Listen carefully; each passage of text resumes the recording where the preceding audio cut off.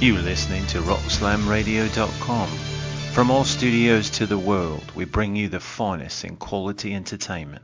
So grab a groupie, throw some horns, and settle in for another fine show from RockSlamRadio.com.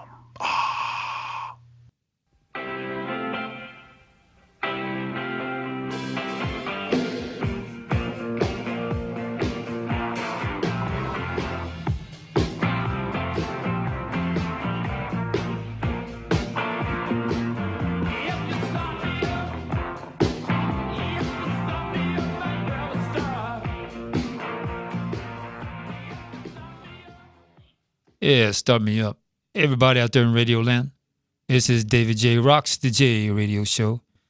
We are proudly part of the Top Wild Network, yes. Please, feel free to check out our other shows on network by going to www.talkwild.com. And, it's part of entertainment, global media. We go on viral, baby, right in the .com world. David J. makes it happen today. Now we got our special guest, Robin Savage, major emphasis of comedic actions within the Tampa Bay area. And I first met her downtown in Ybor. I don't know, I think it was last year. And, she's done a couple hosting sets with Relay, some benefits and, really an amazing comedian, amazing person as a whole. Robin Savage, she'll be a call-in guest tonight, a little bit later.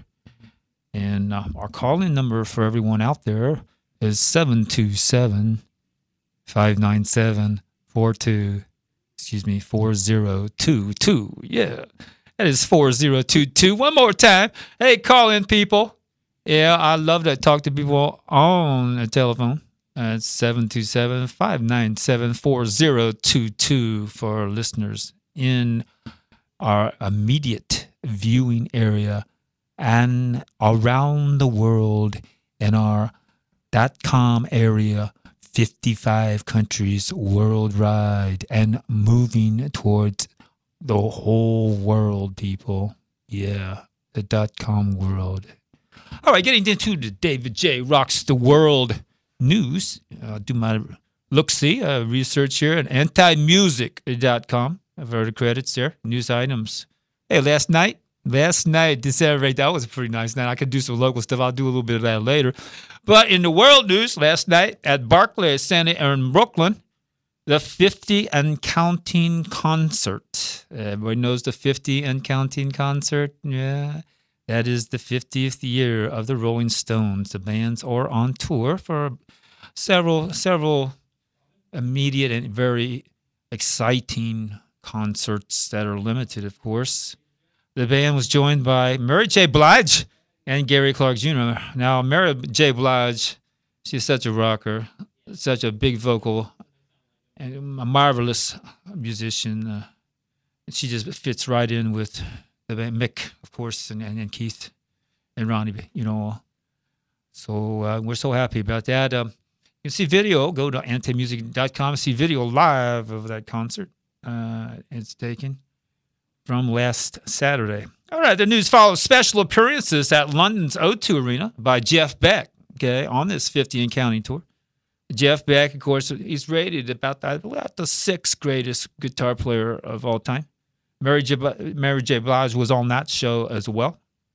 It was a kickoff show on November 25th, and Eric Clapton and Florence Welch was on the November 29th show. So I'm going to tell you, you're getting a lot of amazing musicians on the Rolling Stones 50 and Counting concert tour. And a lot of times you don't even know who's going to come on for the walk-ons. Now, that kind of gets...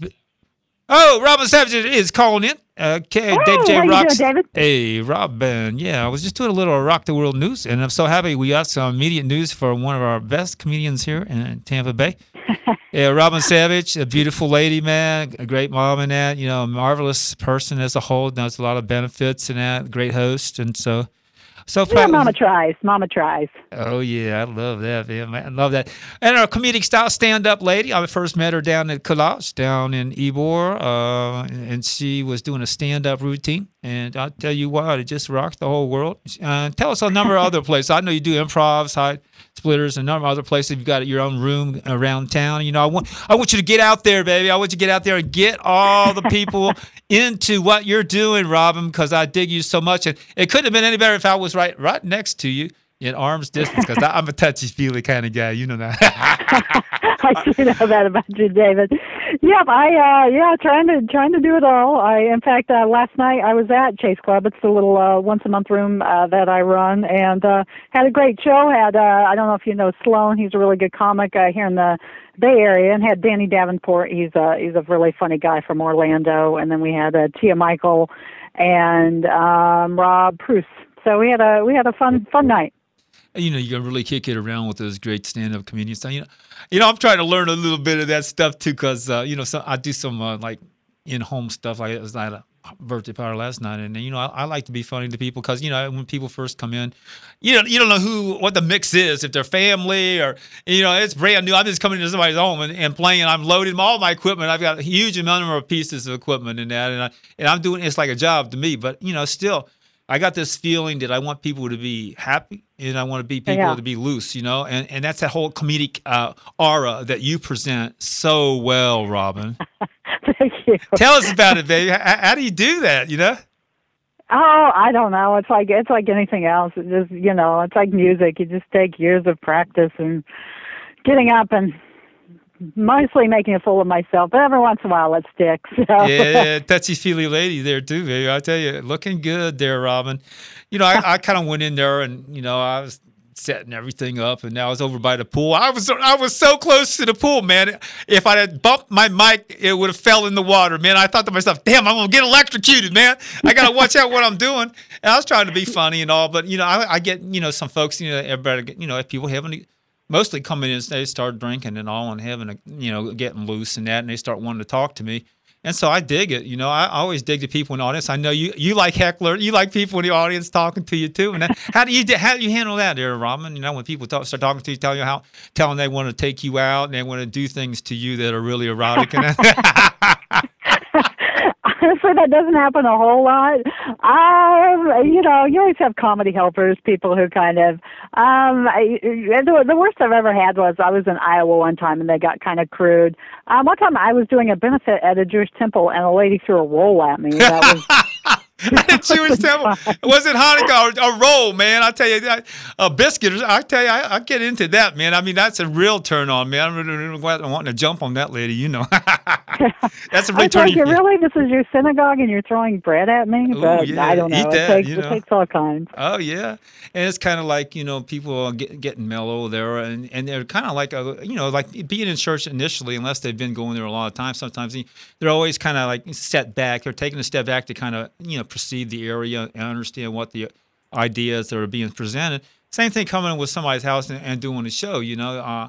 I mean, you know, there's so many beautiful people there last night that, you know, I mean, I was like, whoa, overwhelmed. And then I'm there trying to put on a show, set up the equipment right, keep from falling in the pool and that, you know.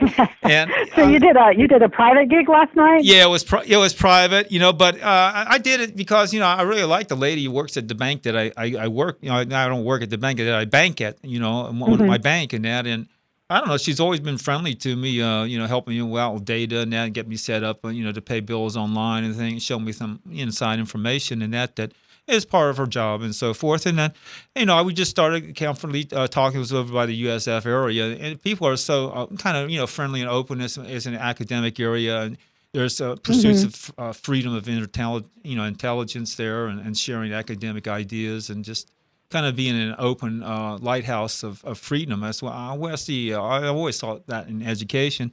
And USF, you know, is pretty good about that. And so, you know, we started talking, said she had a show that she wanted to, you know, somebody that could sing and play there. I said, well, I can do the job there for you, you know. And I just wanted to come up there and, you know, up in Rencrest. You know, the thing about Rencrest is out by Wiregrass, and it's way out there. And there's no lights. Like Wesley Chapel. Oh, yeah. It's off of 54, going down 54. You can't see anything when you pass Wiregrass, and it's really, was quite an adventure. But once you get into, it's a gated community there. The houses are all lit up with lights for the season, seasonal Christmas lights, what have you. I mean, it's just like every house that's on the block, on the street, Rencrest Street is part of the Rencrest division there of the residential area. It's all lit up, at night. And then you've got cars. The cars are in this little street. It's a residential street. It's almost like they're bumper to bumper in there, and they're going down there where they've got low riders. It's something that reminds me of the Sunset Strip in Hollywood. I mean, it's amazing. Oh, wow. Yeah, last night it was something else. It was about 9:30, 10, started popping. I guess they could hear me playing in that, but it was Saturday night, so everybody. But I thought it was kind of like a usual experience in a community, a community setting. It was very exciting to get out and see that kind of environment, from the traffic congestion and so forth. And I wanted to be funny for the people and to understand how you present your comedy act to loosen people up. And of course, I ripped with a guitar and a vocal, and then we started dancing. I danced with the host, lady Elizabeth. Nobody else wanted to dance. It was kind of like people get inhibited, and it's around the pool. It's a pool party type of setting in a home. Very nice. People were coming and going. It's like 100 people. There was people in and out. It was like major scene, and that with everybody else in the community.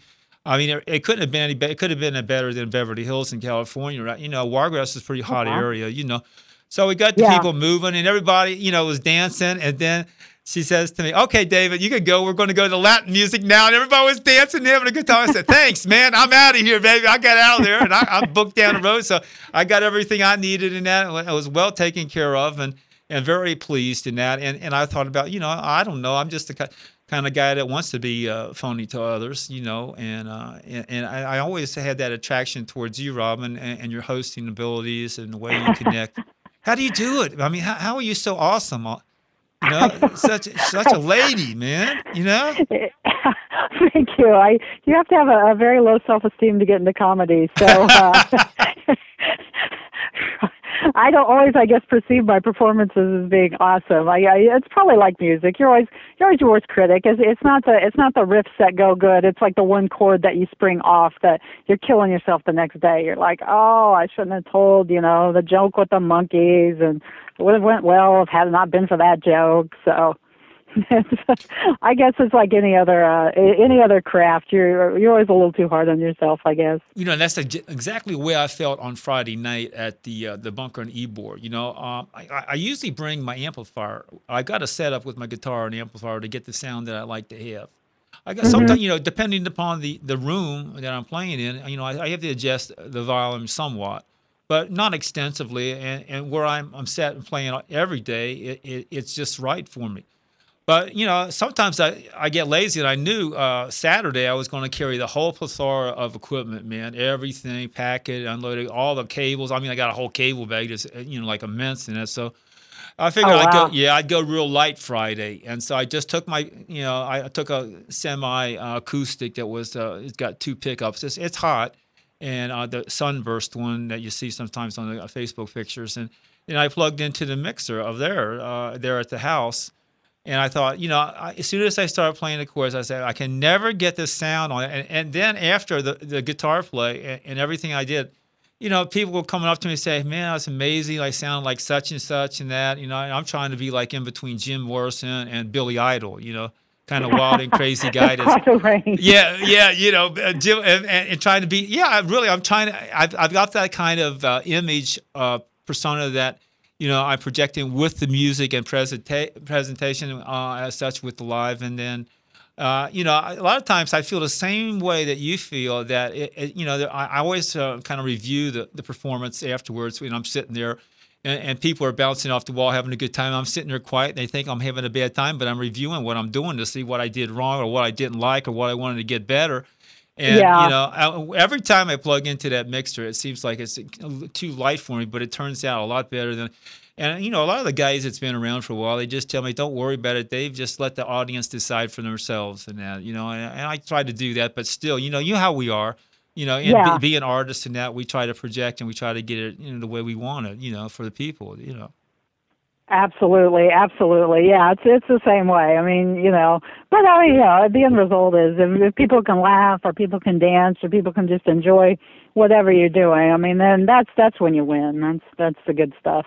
That's what I liked. Everybody was having a good time, and initially, people were a little bit hesitant to have it. You drink, but I was trying. I mean, I like the lady that I hosted. I mean, I didn't. I wasn't not excessive in any shape or form, highly professional, but I just picked the vibe up, and I wanted to do this birthday thing, and I didn't really care about any return as such, and it's a great learning experience there to go into somebody's home. It's so meticulously neat. Now, I think of myself, I'm such a slob, man.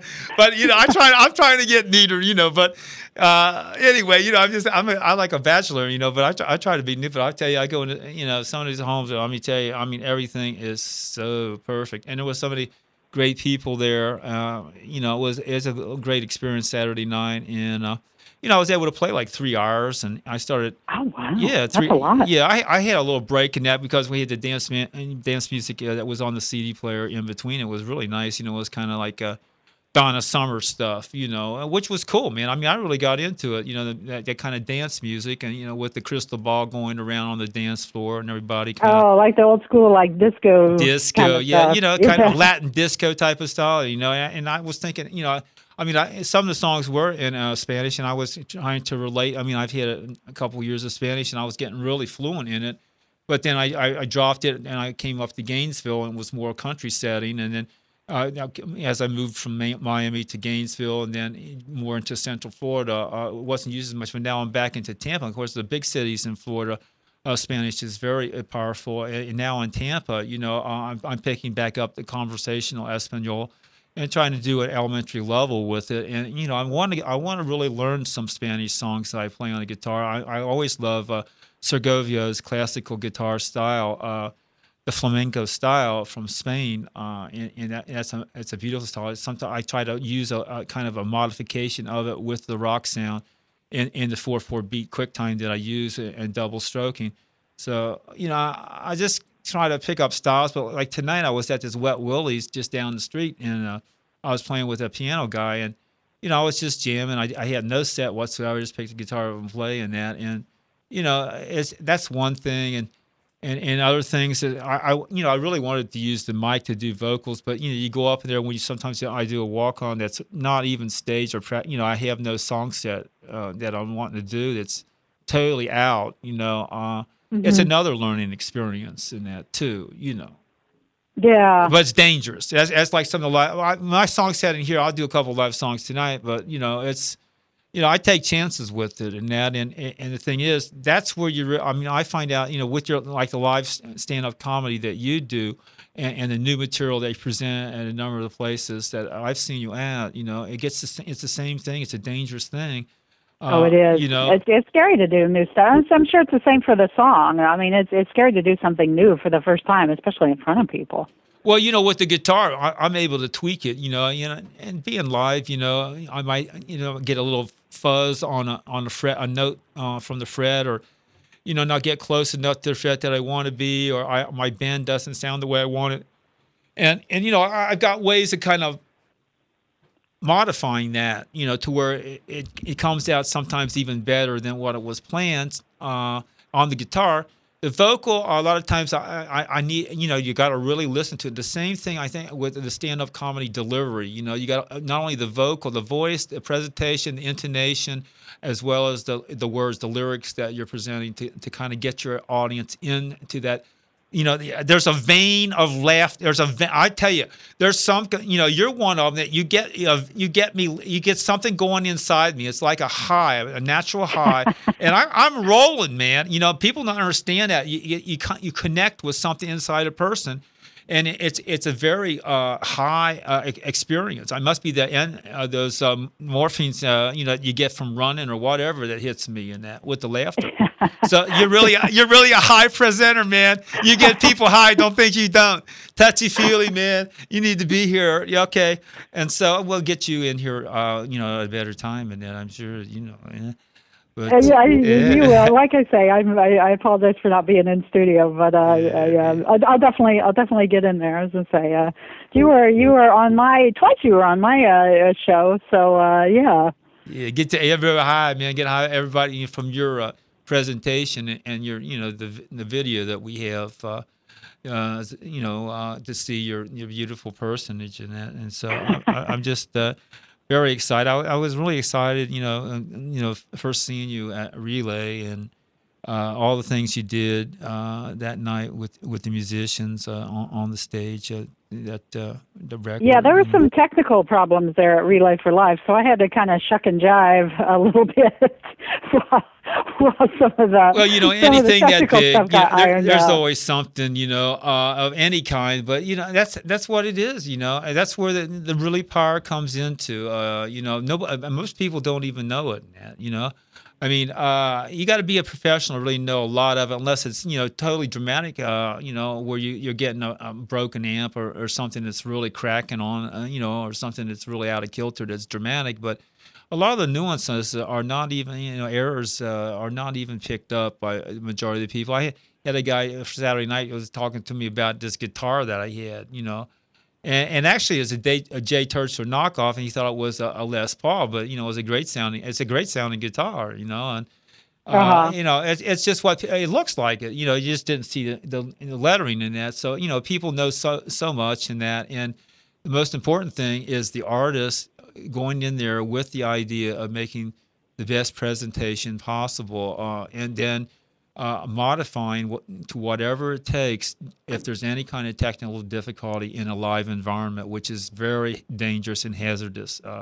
You've got weather conditions, you got people that know and don't know, and you've got equipment, eccentricities that are difficult to correct in immediate, and it takes time to do that. And as that time for correction is being applied, then things are happening, and then people think this and that. But I think there's a way, just like when I miss a note or a bend or something that's fuzzy. To where I can correct that in a way, in a style, to even make it better. And that errors, I'm the full believer that errors can be turned around to make your live presentation even better. And that. Oh yeah, yeah. I mean that's part of the whole process. I mean sometimes I know in comedy, I mean sometimes when you goof up and say the wrong words, it's even funnier than the words you wrote. So you're like, oh, I'm just changing it to be that. It's the whole point of overcoming, in front of Uh-huh. people. I mean, people, if you're, and audiences are different. Like Jack White, he likes to intimidate his audience. He puts them down, and I'm the kind of guy that builds them up and tries to stoke them, so to speak. But there's been times I really want to put them down because I don't think they really understand. But it may be a language barrier. At the same time, with that an audience, you're trying to present material that's going to touch them in some way. And when there's an error, a lot of times they really empathize and have compassion for the performer when you overcome it, Mhm. and make it even better. And that's where there's a huge amount of praise. And I find, people that are that sensitive to the music and see the performers overcoming. For example, Friday night, I had a little bit of congestion in my throat when I started out Break On Through. And, I didn't know. I mean, I got to where I didn't know after a couple notes, I really had to shuck and jive to get my throat together. Like it was like really, Hack it up right there in the middle of a song. congestion type of thing. And somehow I blew it out, Yeah. and went right into it. And it was like, even got better. And so I thought to myself, well, I overcame a health condition that was preventing a vocal that I wanted to present, and yet I was able to work through it right there with people watching me, and make it happen, for the best. So that was another thing that was it wasn't perfect. If it was in the studio, I'd have to do it over. But it's something that there's a whole ambiance, a whole picture, or pieces to the picture that a live performance really projects to the audience. And when an audience is sophisticated, they can really pick up on these little pieces and how they're being played and how adversity is being overcome. And isn't that Oh what yeah. life is about? It's like comedy and tragedy, or the two things. And like Jerry Lewis, he was always he's always seems to be a tragic and a sad character to me. But he's a Who does? he's a great comedian, right? Robin, Jerry Lewis, Oh yeah, yeah, yeah. Oh Jerry yeah. Lewis, He's an the icon. telethon and that. But that Hmm. guy's really a part.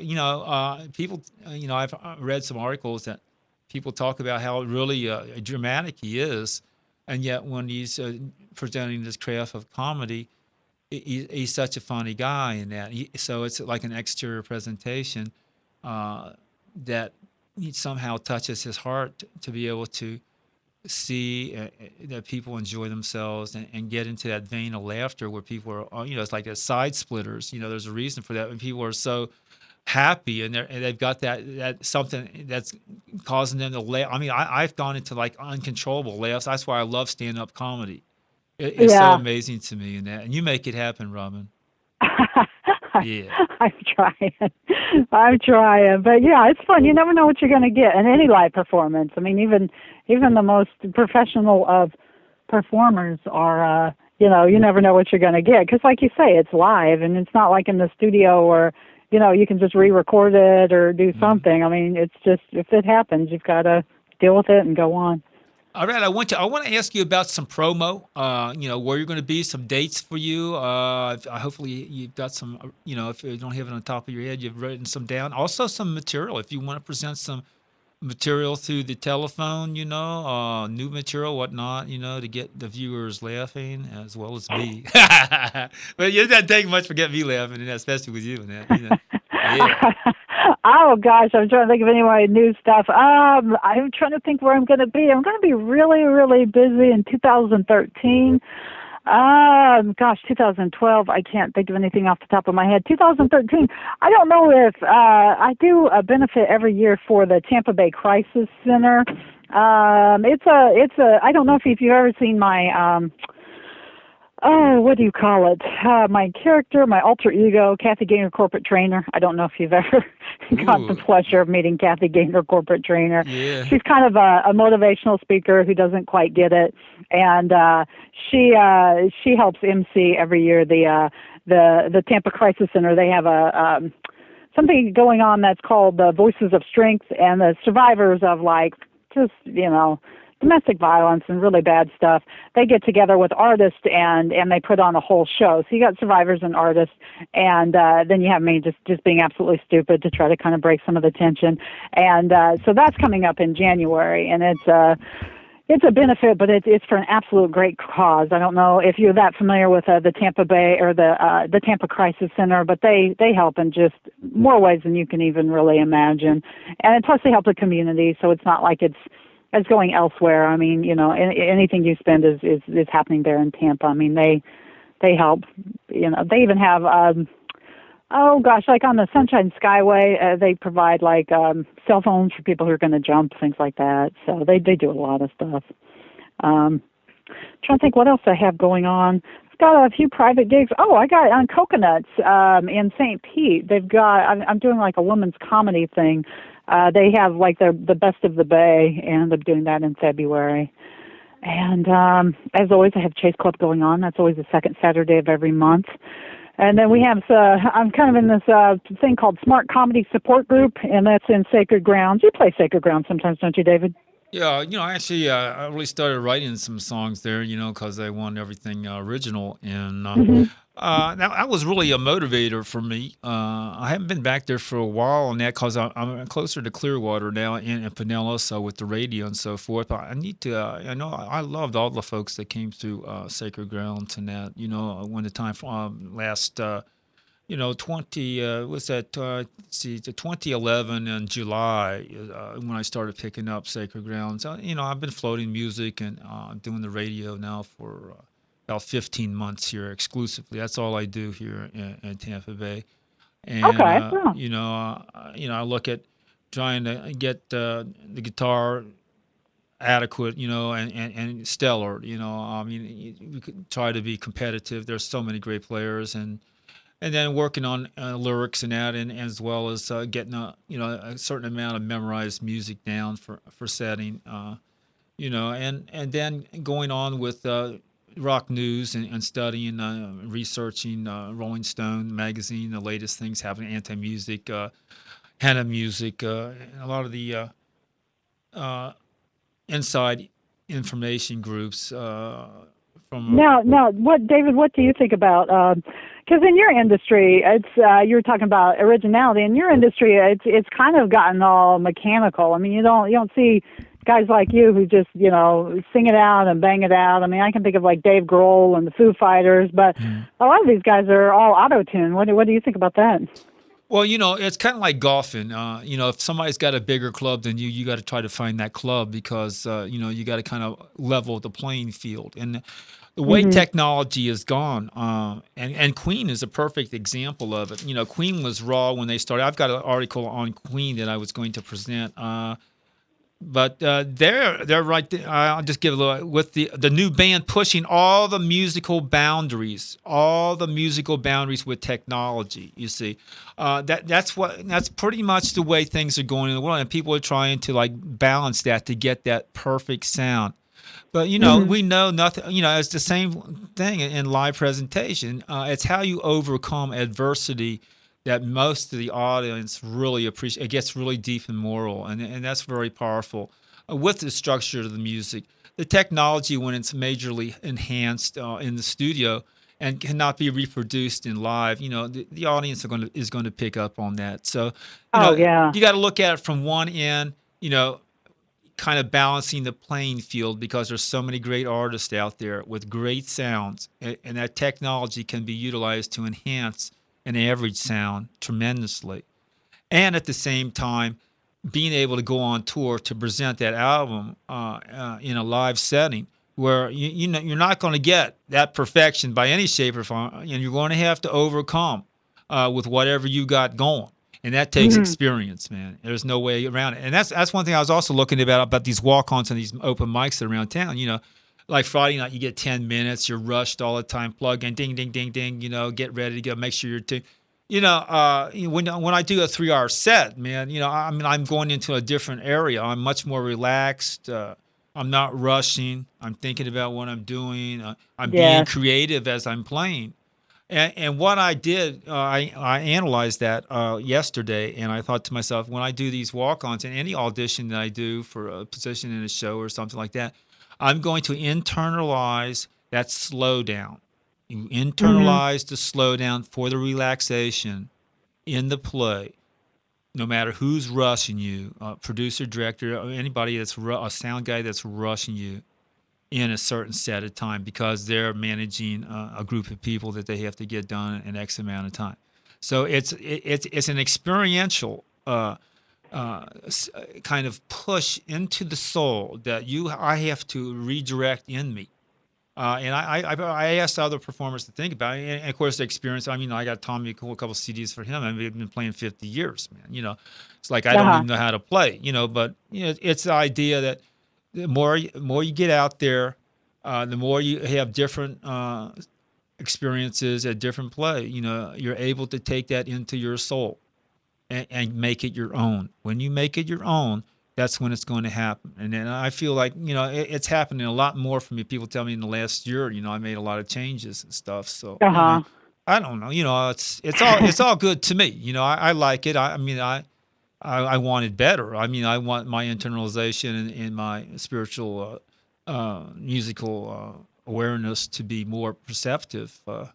And I certainly don't want to be rushed on a walk-on, and that, I know I have been. I people have told me, man, you was really in a hurry there, and that's so true, so true. But the more I'm out there and the longer I play, it's so much better. And that's where I really feel that's where if anybody has the ability to play and perform, that experience is going to make it happen for them. That's like the great, like the Frank Sinatras.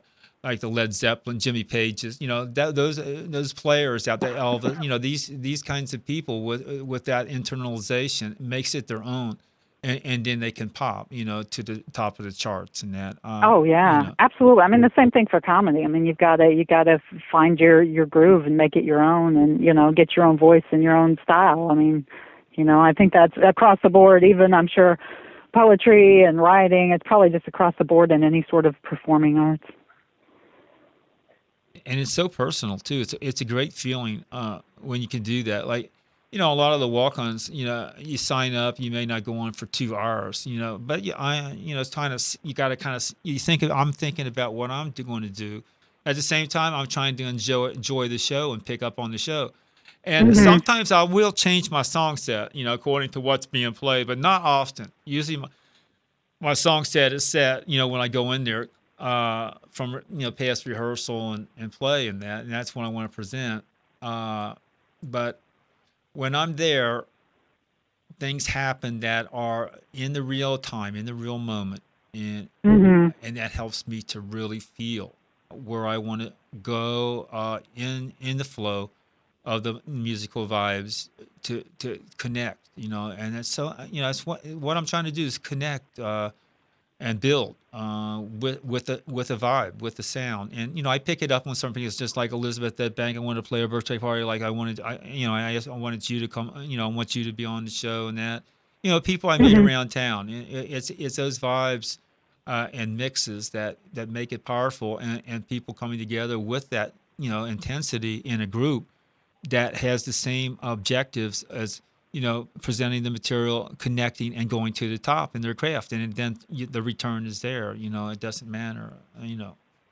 But it comes from you. It comes from the inside, the experiential awareness, perception from being in front of a number of spirits, a number of number of people, and that. The more to better. I look at it now, even if it's one person, and God knows, playing the chairs is something that's really, it's something that, but you got to make it happen. I make, it's like if it's 1,000 people, and it's the same feeling I'm going to get with it, but clearly, with 1,000 spirits, 1,000 points of life in the audience is going to be so much more amazing. And, that's what we're working for, And I love the variety with you, comedy, spoken words, and musicians and so forth. Dancers and whatever. Yeah, whatever you're into. And it all comes together at the same moment in the variety show. At people coming on.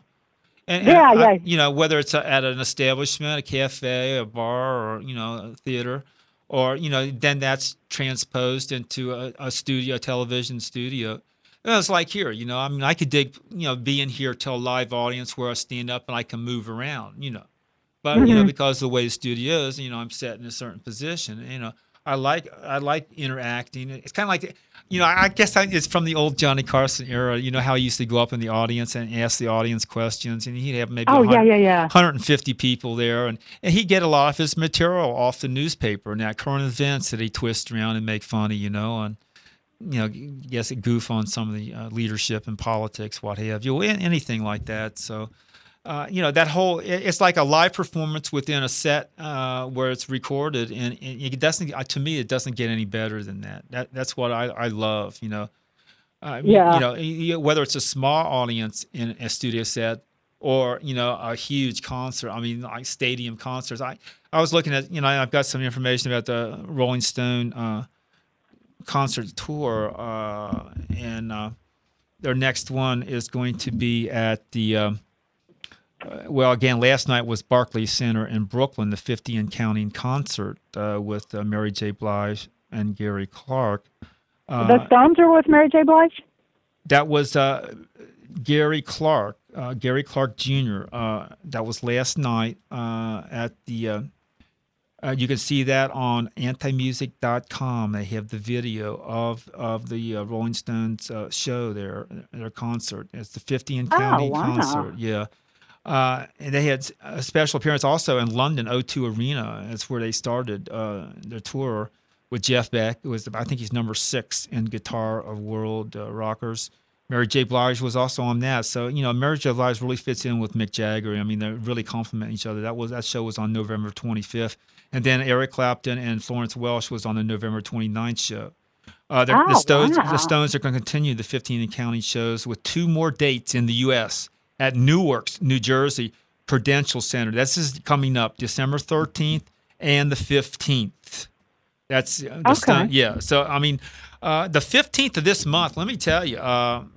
I don't know. I mean, you got Paul McCartney on Saturday Night Live with Martin Short as Martin Short's the host. You know. Oh, and that's going to be brilliant. Right, the 15th is Saturday night, Saturday Night Live, and that, and then you've got one of the Rolling Stones tour, concerts in Newark, New Jersey, and again, it's 5 Rolling Stones concerts, the band's first in over 5 years. And they're only going to have 5 of them. The final show is going to be on the 15th. That's the one at the Newark's Prudential Center. It will be telecast live via pay-per-view at 9 p.m. Eastern, entitled "One More Shot." That's December 15th, you know. And then McCartney's going to be on Saturday Night Live. But then you've got, you know, this whole thing with 12, 12, 12, you know, the 12th of December.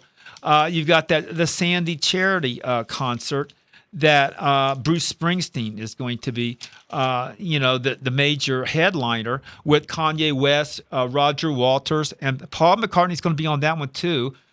John Bon Jovi, The Who, Billy Joel, and they invited the Rolling Stones too. So they're all in that area. See, New York and New Jersey in December, right now, it's happening up there for the benefit concert of Sandy and the concerts, the One More Shot, the December 15th final concert of the Rolling Stones on this tour leg. So I guess if you're a music fan, you got a lot to look forward to this December. Well, again, it's all going to be video. Whether you're, I mean, that's limited. I mean, the seating is very expensive. Of course, 107.3 The Eagle has some call-in number 10s on the call-in at different times during the day, where there have been people that's won tickets and you know, everything inclusive, I suppose, to go to these shows.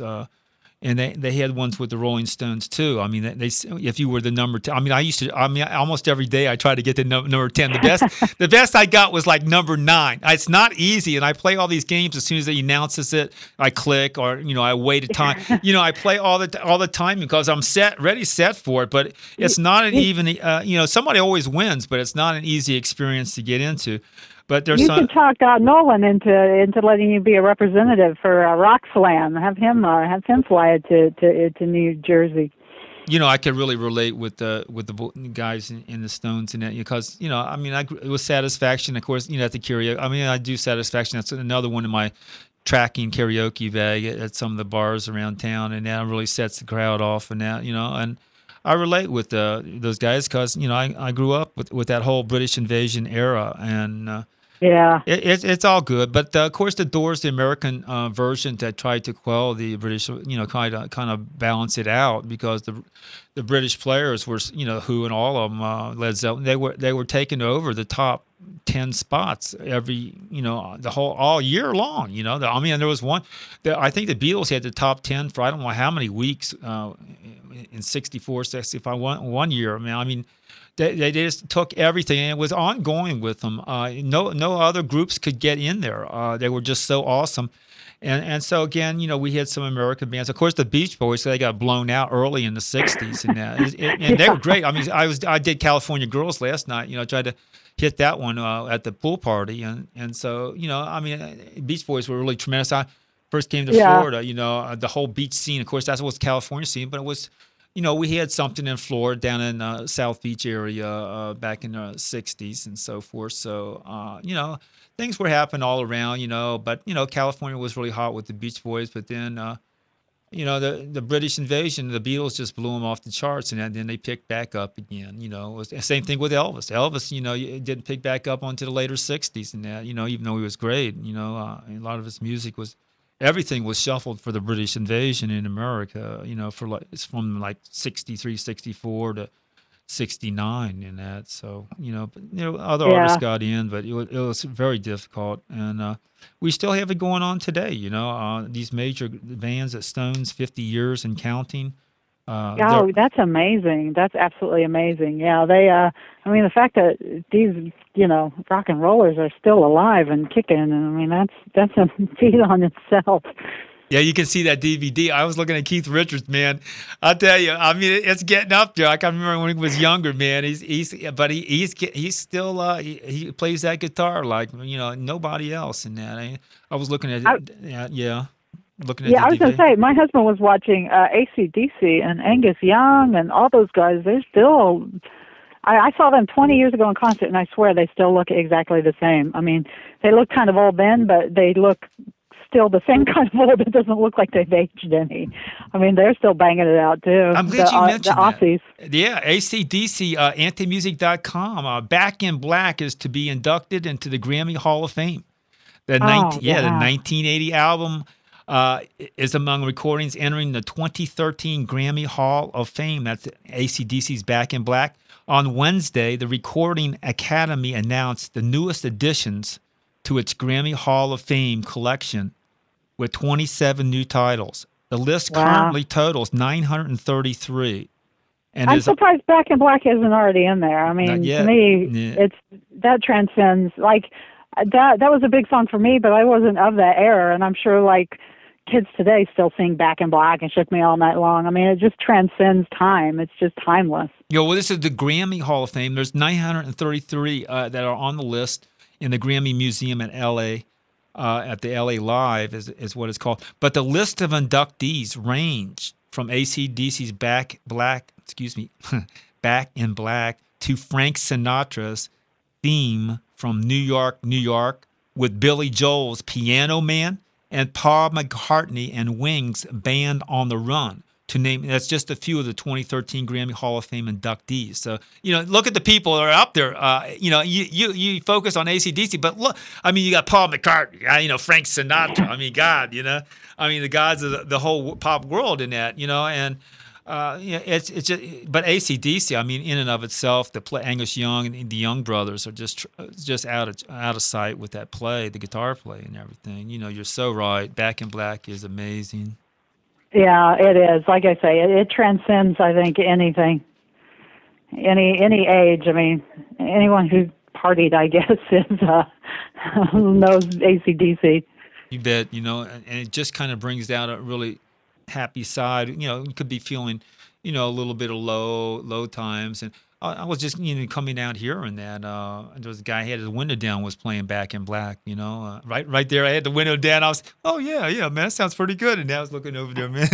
Yeah, the window down. So, yeah, okay. Sometimes I'm stopped at a light. You know how bored it is in traffic and it's stuck in there. But if somebody's got some music playing, I'm really digging it. I start talking. I start a conversation with some people. It depends how it is, man. But what else is there to do, But, that's why music is so important. It transcends dullness, and sitting in traffic certainly is dull. Yeah. You can't get any more dull than sitting in traffic. Yeah, especially when you got to go somewhere, and having that, thinking it gets the mind off of it and everything. And I've got that Lugger Eclipse and that, and I got a kind of wire in there for my player, and I use the MP3 player in there, and I was checking the MP3 player. Apparently, I lost the tunes that were downloaded, so I got to check that out. So I'm listening to other people while I'm stopped now.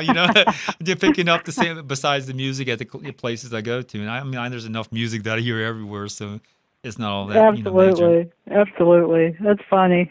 Yeah, Robin, man, it's been amazing having you on. And I know everything is going to be great for you this holiday season. I wish you a very great holiday season, a Christmas season. I hope to see you very soon in the shows and get you back here in January, as soon as possible for you, so that everything is very comfortable.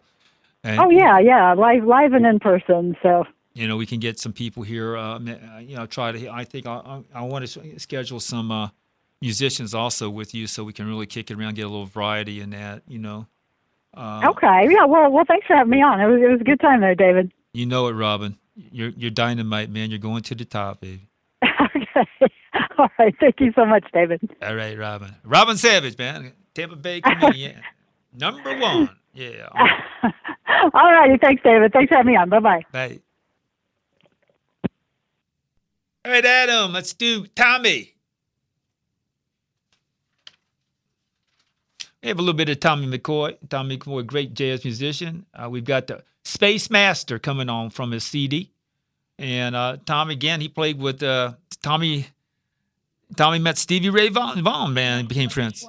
Oh, we got another call here. Another call.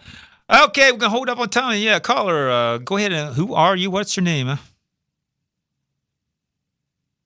Caller in for David J. Roxy J radio show. Okay, all right, let's go back to our Space Masters with Tommy McCoy. Tampa Bay Blues man.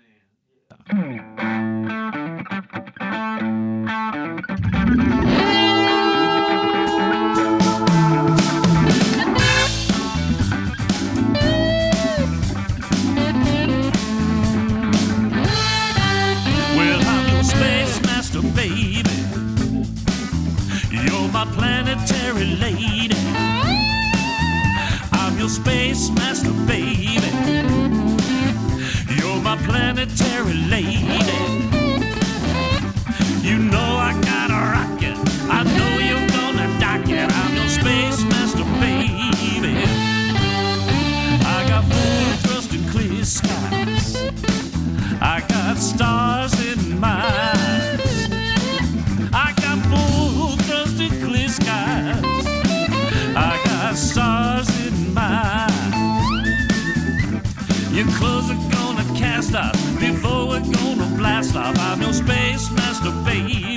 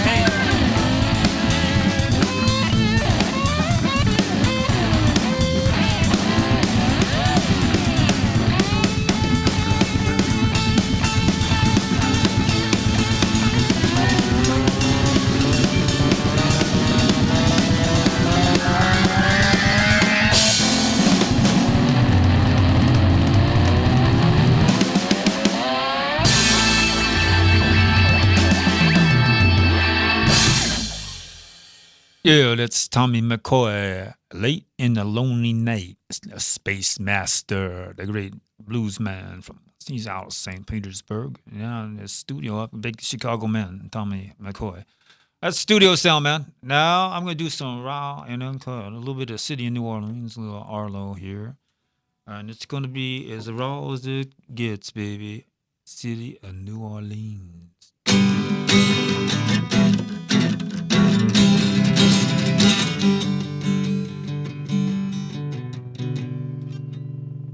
Riding on the city of New Orleans, Illinois Central, Monday morning rail, yeah. All along the southbound Odyssey, the train pulls out of Kankakee and rolls along the houses, farms, and fields. Good morning, America, how are you? Say, don't you know me? I'm your native son. I'm the train they call the city of New Orleans. I'll be gone 500 miles when the day is done.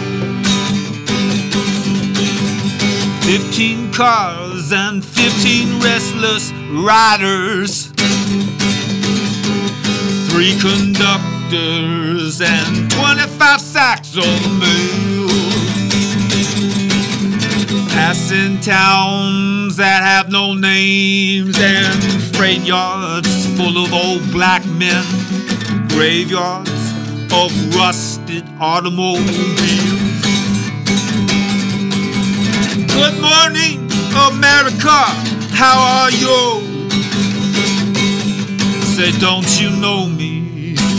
I'm your native son. Yeah, I'm the train they call the city of New Orleans. I'll be gone 500 miles when the day is done. I'll be gone 500 miles when the day is done.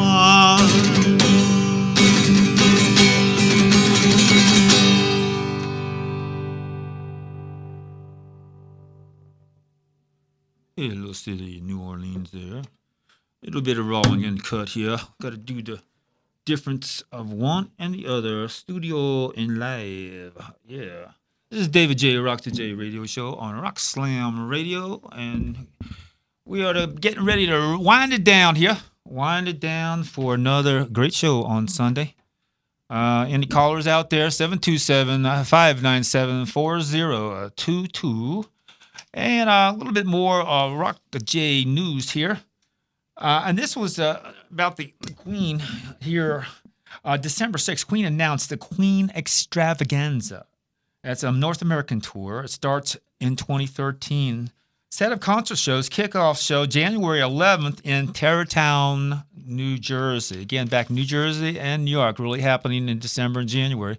This is with Queen. The masterminds behind the Queen Extravaganza are guitarist Brian May and drummer Roger Taylor, with the new band pushing all the musical boundaries with technology. And that's why I talked with Robin, about, studio work where they're using amazing technology to enhance, performers to a very high degree, a high level that you may or may not be seen in live performances. So, that's what's happening. That's what the game is. So whatever. It's all good to me. Again, back to Queen. The show runs 90 minutes. That's the Queen Extravaganza. The show runs 90 minutes. The band will perform 22 Queen classics drawn from the band's biggest all-time chart hits. So Queen's out there. Queen's making it happen, and we're happy that they've got a big tour starting on that's January 11th in Tarrytown, New Jersey, 2013, just around the corner here from us. We have important dates back to 12/12, that major Sandy concert. Then we've got 12/15, last concert with the Rolling Stones for this leg of their tour series. That's the One More Shot show. And then, of course, Paul McCartney on Saturday Night Live with Martin Short on December 15th. So December and January are, just some major months. And a lot of it's happening in New York, New Jersey, Chicago area. So I'm happy about that. Tampa Bay is happening right now, and we're sending a lot of people up into that area. And of course, Aerosmith is going to be Tuesday at the Tampa Times Forum. Aerosmith tour. It's music from another dimension. It started a little slow, and it's really picking up big time. Stephen was a little unhappy about the reception of their new album, but things have gotten better. And when they hit Tappan Bay Tuesday night, man, things are going to pop for Aerosmith. Aerosmith, the amazing rock band, and Steven Tyler, Joe Perry, have been around for so long. Again, they were just mentioned here in Rolling Stone magazine. I may hold on that, but it has to do with the global warming tour. The global warming tour that they're on. It started at MGM Las Vegas. Stephen sang a song to dedicate to Bebe Buell, mother of his daughter, actress Liv Taylor. And so he yelled out in the audience there at the MGM Grand in Las Vegas where he was playing, "Where are you at, baby?"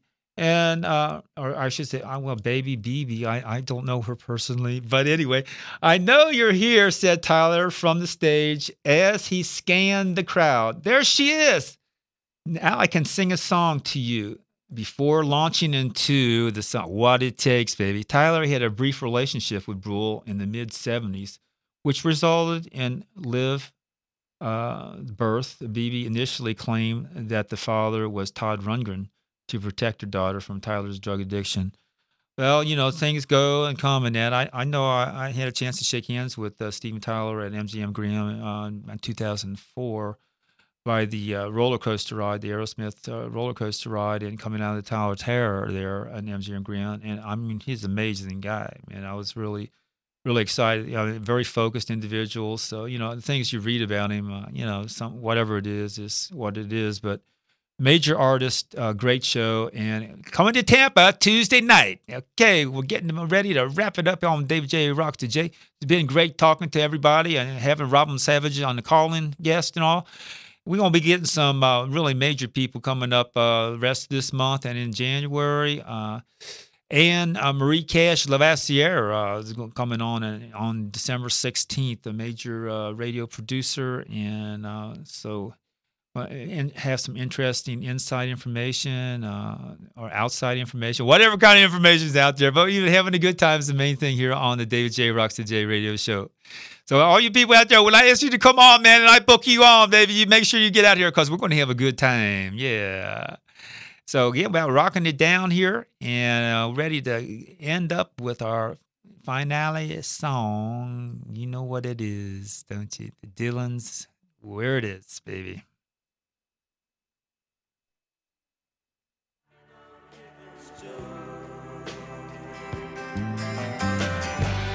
Mama put my guns in the ground.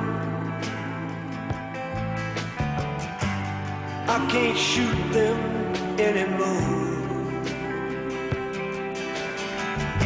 That long black cloud is coming down.